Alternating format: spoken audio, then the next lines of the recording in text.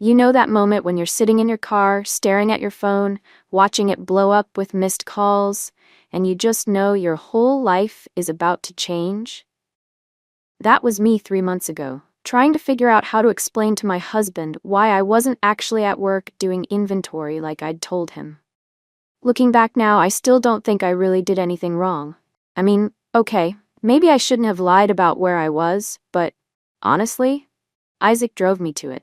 Let me start from the beginning, and you tell me if I'm really the bad guy here. I'm Amanda, 32, living in Grand Rapids, Michigan. And up until recently, I thought I had this whole marriage thing figured out. Isaac and I had been married for 5 years, together for 7, and I guess you could say we were that couple everyone thought had it all together. You know the type? High school sweethearts who reconnected at a mutual friend's wedding, got married in a Pinterest-worthy barn ceremony, bought a cute little house in the suburbs. The whole 9 yards. Isaac works in medical equipment sales, and I'm a dental office coordinator. Not exactly glamorous jobs, but we were doing okay. We had our routine. Morning coffee together before work, weekend brunches at this local place that makes amazing Belgian waffles, movie nights where we'd argue over what to watch on Netflix. Normal stuff. Boring stuff. Looking back on it now, I guess that was part of the problem. Everything was just so predictable. Isaac would come home from his sales trips, tell me about whatever new machine he was pushing to hospitals, then zone out on the couch, playing video games, or watching YouTube videos about cars. He's obsessed with this old Mustang he's been fixing up in our garage for the past 2 years. Sometimes I think he loves that car more than me. Then there's the fact that he's been gunning for this regional sales manager position. Suddenly, every dinner conversation became about his latest presentation or which hospital might sign a big contract. I get it, ambition is great and all. But when was the last time he asked about my day? Or noticed I changed my hair? Or wanted to do anything besides order takeout and watch The Office for the millionth time? That's where James came in. He's this pharmaceutical rep who started coming to our office about 3 months ago. Tall, always wearing these perfectly fitted suits, and he actually listens when people talk. The first time we met, he remembered my name and brought me a coffee the next time he came in. Just because. When's the last time Isaac did something thoughtful like that? It started innocently enough. James would stop by the office every couple of weeks, and we'd chat while he waited to meet with the dentists. Just normal stuff, comparing notes about difficult clients, joking about office politics, sharing Netflix recommendations. Then he followed me on Instagram, and we started messaging about random things. Nothing inappropriate, just funny memes and comments about shows we both watched. Isaac never noticed I was smiling at my phone more. He was too busy with his sales reports in that stupid car. One night, I was laughing at something James sent me, and Isaac didn't even look up from his laptop to ask what was so funny. That's when it hit me. I couldn't remember the last time Isaac and I had a real conversation that wasn't about bills or house repairs or his job. James just got it, you know? He understood the frustration of dealing with entitled patients, or in his case, doctors. He actually cared about what I thought about things. When I mentioned I'd been thinking about going back to school for dental hygiene, he didn't immediately start talking about how expensive it would be, like Isaac did. Instead, he told me about his sister, who did the same thing, and offered to put me in touch with her. I started looking forward to his visits to the office. I'd make sure my makeup was perfect those days. Maybe wear one of my nicer outfits. It's not like I was trying to impress him or anything. I just wanted to look professional. And if I started taking my lunch break when I knew he'd be in the building, that was just convenient timing, right? The texting got more frequent. Sometimes we'd message late into the night, talking about everything and nothing. I'd tell Isaac I was reading or scrolling through TikTok. Little white lies, really. Nothing to hurt anyone. James would send me songs he thought I'd like, articles about dental industry news, funny stories about his day. It was nice to feel seen again, to have someone actually interested in my thoughts and opinions. I knew in the back of my mind that maybe I should tell Isaac about my new friend, but I also knew how he'd react. He'd get all weird and jealous. like he did when I wanted to go to my coworker's bachelorette party in Chicago. He'd probably say something about professional boundaries or whatever. Besides, there was nothing to tell, right? Just two colleagues being friendly. Then, James asked if I wanted to grab dinner after work to discuss some changes happening in the dental industry. He knew this great Italian place across town, much fancier than the chain restaurants Isaac always wanted to go to. I said yes before I even really thought about it. It was just dinner, just networking, really. That's what I told myself as I texted Isaac that I had to stay late at work for inventory. I didn't know then that one little lie would end up changing everything. But sitting in my car that night, watching my phone light up with Isaac's calls, I started to realize maybe I'd messed up bigger than I thought. But honestly, part of me didn't even care. And that probably says everything you need to know about where my marriage was at that point. The thing about James is that he made everything feel exciting again. Even just grabbing coffee during lunch breaks felt like a little adventure. He'd text me things like, "Rescue me from this boring meeting," or, "Your office's coffee is terrible, let me take you to get a real one." And I'd find myself making up excuses to take longer lunches or run errands for the office that somehow always coincided with his schedule. Isaac was so wrapped up in his work drama that he never even noticed. He'd come home late, talking non-stop about some new contract or another, barely even looking at the new highlights I got in my hair. Meanwhile, James noticed everything. He complimented my new shoes, remembered when I had important meetings, and actually asked follow-up questions about things I'd mentioned days before.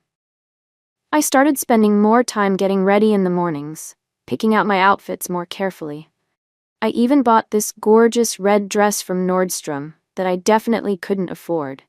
But the way James looked at me when I wore it to work made it worth maxing out my credit card. Isaac didn't even notice it hanging in our closet. The texting got more frequent, more personal. James would send me good morning texts asking about my plans for the day. We'd chat during work, sharing inside jokes about customers or coworkers. Sometimes we'd text late into the night. I'd tell Isaac I was having trouble sleeping and would go downstairs to watch TV, but really I'd be messaging James about everything and nothing. I knew what I was doing wasn't exactly right, but it's not like anything physical was happening. We were just friends who happened to enjoy each other's company a lot, and maybe flirted a little. But that's normal, right?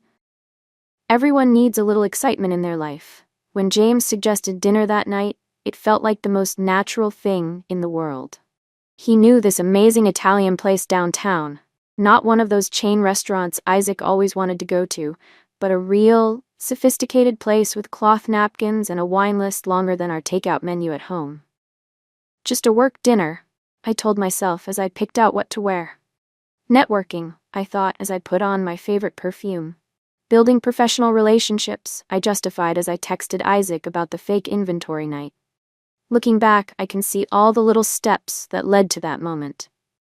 All the small choices that seemed so innocent at the time, but were actually leading me down a path I couldn't turn back from.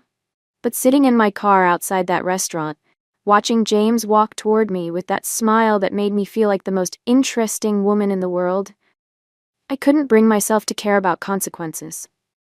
I should have known better. Should have seen the signs. Should have realized that one lie always leads to another. But in that moment, all I could think about was how alive I felt, how seen, how appreciated. And isn't that what everyone wants, really? To feel like they matter to someone? So I silenced my phone, put on my best smile, and walked into that restaurant with James, telling myself that what Isaac didn't know couldn't hurt him. I had no idea then just how wrong I was about that. The restaurant was exactly like something out of a romance movie. Soft lighting, candles on every table, wine bottles lining the walls. James had reserved a quiet corner booth, and when the waiter came over, he ordered this expensive bottle of red wine without even looking at the price. Isaac would have had a heart attack. He's always going on about our budget and how we need to save for a down payment on a bigger house. The conversation just flowed naturally, like it always did with James.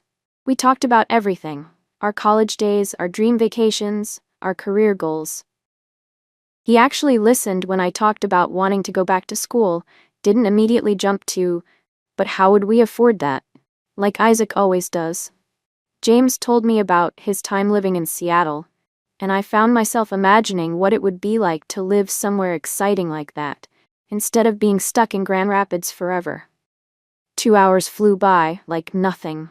The wine probably didn't help. I'm usually pretty careful about drinking. But something about that night made me feel reckless. Free.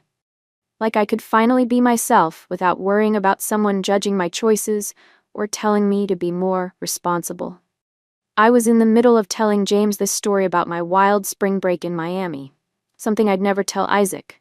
He gets weird about my party girl past, when I noticed I had 15 missed calls. My stomach dropped when I saw they were all from Isaac. There were texts too, getting progressively more worried. Hey, just stopped by your office to surprise you with dinner. Where are you? Amanda, the lights are off, and Sarah says you left hours ago. What's going on? Please call me back. I'm getting worried. Your car isn't in the parking lot. Where are you really? I felt the panic rising in my throat. I hadn't thought this through. Hadn't considered that Isaac might actually try to be thoughtful for once and bring me dinner. The irony wasn't lost on me. The one time he decides to be spontaneous and romantic is the night I'm out with another man. James must have noticed something was wrong because he reached across the table and put his hand on mine. Everything okay? He asked, and the genuine concern in his voice made my heart flutter. But it also made me feel guilty. Really guilty. For the first time that night, I started thinking about what I was actually doing. I pulled my hand away, making some excuse about needing to use the restroom. In the bathroom, I stared at myself in the mirror, trying to figure out what to do. I could tell Isaac the truth that I was out to dinner with a work colleague, but then I'd have to explain why I lied about inventory, and the texts and the lunches and everything else.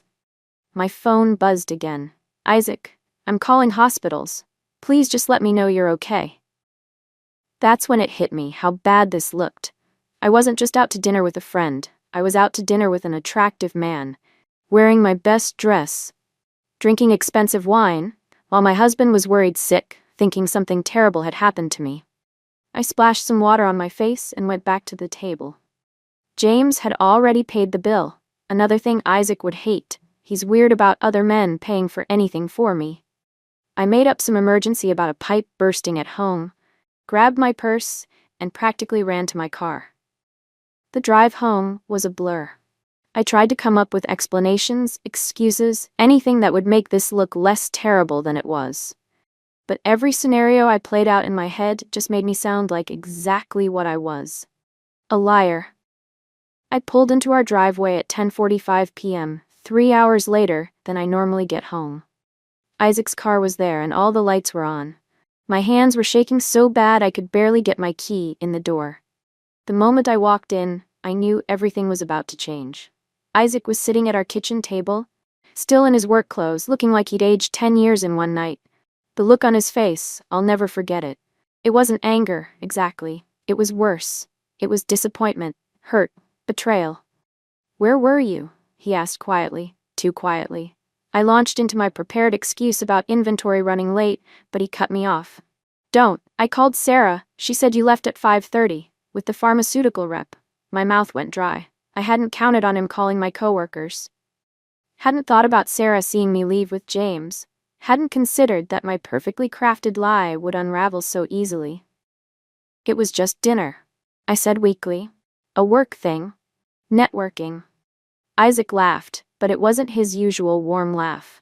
This was something else entirely. Networking, right? That's why you're wearing that dress I've never seen before.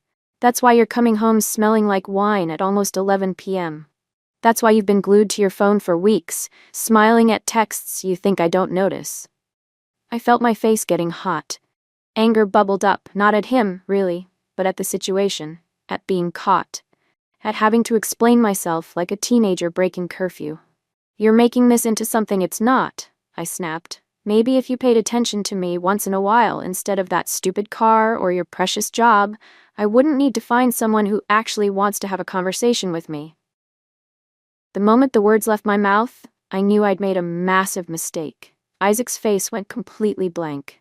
Without saying a word, he stood up, grabbed his keys, and walked past me toward the door. "Where are you going?" I asked, panic rising in my voice. He stopped but didn't turn around. "To my brother's. I need to think." "And Amanda? Check your Instagram story. You might want to delete the wine glass photo you posted 2 hours ago. Kind of ruins the whole inventory excuse." The door closed behind him with a quiet click that somehow felt louder than if he'd slammed it. I stood there in our kitchen, still in my red dress, feeling my carefully constructed world starting to crumble around me. My phone buzzed. A text from James. "Had a great time tonight. Let's do it again soon?" I deleted it without responding. Somehow I had a feeling things weren't going to be that simple anymore. The next morning at work was a nightmare. I walked in wearing yesterday's makeup and the biggest sunglasses I could find, but it didn't matter. Everyone knew. Sarah, my supposedly good work friend, had already told the whole office about seeing me leave with James. The whispers stopped when I walked into the break room. The sideways glances, the sudden interest in phone screens when I passed by. I tried texting Isaac all morning, but he wasn't responding. His brother's wife posted a picture of him having breakfast with their kids, looking tired but smiling. The comments were full of heart emojis and "we love you" messages from people who obviously knew what happened. My own social media was suspiciously quiet. The kind of quiet that means people are talking about you, just not where you can see it. James didn't come to the office that week. Or the next. I heard through office gossip that he'd requested a different territory. Apparently he had a girlfriend in Cincinnati the whole time. Yeah, that part stung. The worst part wasn't even the cold shoulders at work or the radio silence from Isaac. It was how everyone acted like I'd committed some horrible crime. Like they'd never gotten a little carried away with an innocent flirtation. Like they'd never told a white lie to their spouse. I mean, sure, maybe I shouldn't have lied about where I was. But it's not like anything actually happened with James. We didn't kiss, we didn't hook up, we just had dinner. Isaac finally came home after 4 days, but only to pack a bag. I tried to explain, to make him understand that he was overreacting. I even tried to turn it around on him. Brought up how he's been distant, how he never makes time for me anymore, how I felt neglected. He just looked at me with this expression I'd never seen before and said, "You know what's funny, Amanda? I was working late to save up for our anniversary trip to Seattle, because you always talk about wanting to visit there." That shut me up pretty quick. He stayed with his brother for 2 weeks. 2 weeks of me sleeping alone in our two-big bed, jumping every time my phone buzzed, hoping it was him, watching our friends slowly pick sides through social media, unfollows, and party invites I stopped receiving. My mother-in-law, who used to text me daily, blocked me on Facebook. Real mature, Linda. When Isaac did come back, it wasn't to reconcile. He sat at our kitchen table, the same one where he'd waited for me that night, and said he'd found an apartment. He slid a business card across the table. "A marriage counselor. If you want to fix this," he said, "really fix it, we can try. But you need to understand what you did wrong first, and I don't think you do." I wanted to argue, wanted to point out that he wasn't perfect either, wanted to remind him of all the times he'd chosen work or that stupid car over me. But something in his voice stopped me. He sounded tired. Done. "I never slept with him," I said quietly. "No," Isaac replied, standing up. "But you wanted to. And you lied to me. Multiple times, and you're still lying to yourself about why." He was right, but I wasn't ready to admit that. Not to him, not to myself. It was easier to be angry. Easier to focus on how everyone was overreacting. Easier to play the victim than face the fact that I'd broken something that might not be fixable. The apartment key sat on the table between us like a full stop at the end of a sentence.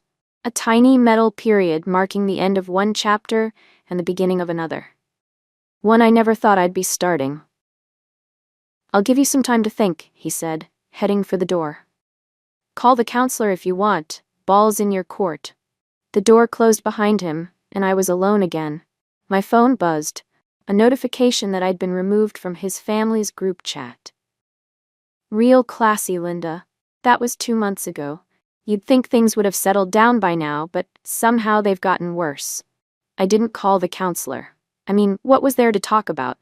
Everyone was acting like I'd committed some huge betrayal when really, I'd just had dinner with a colleague who turned out to be not so great himself. But try explaining that to people who'd already made up their minds about you. Work became unbearable. Remember that promotion I was up for? Office manager position, better pay, actual benefits? Yeah, they gave it to Sarah. Said something about professional judgment and maintaining office morale. Whatever that means. Apparently, having dinner with a pharma rep who ghosted his entire territory is somehow worse than Sarah's habit of showing up late every Monday. But who's keeping track? I tried dating apps for a while, just to show Isaac I was moving on too. But word gets around in a city this size. 3 different guys asked if I was that dental office girl before unmatching. Thanks, Sarah. Real nice. The worst part? James is fine. Totally fine. I heard he got engaged to his girlfriend in Cincinnati. His LinkedIn shows he got promoted. Meanwhile, I'm eating microwave dinners alone in an apartment that costs twice what our mortgage did, because nobody wants to rent to someone without rental history, and my credit's shot from all those shopping trips I used to take when I was stressed. Which, looking back, might have been a problem Isaac tried to talk to me about. Isaac filed for divorce last week. His lawyer sent over the paperwork while I was at work. Irreconcilable differences, it said. Like 5 years of marriage could be reduced to 2 stupid words. I wanted to call him, to try one more time to explain that he was throwing away our whole relationship over one mistake.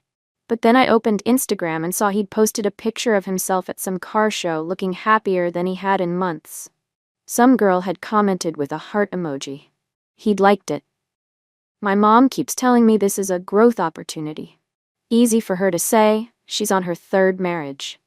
But sitting here in my overpriced apartment, scrolling through photos from when things were good, I'm starting to think maybe, I could have handled things differently. Not the dinner itself, but the lying about it, the texts. The way I threw everything back in Isaac's face instead of admitting I messed up.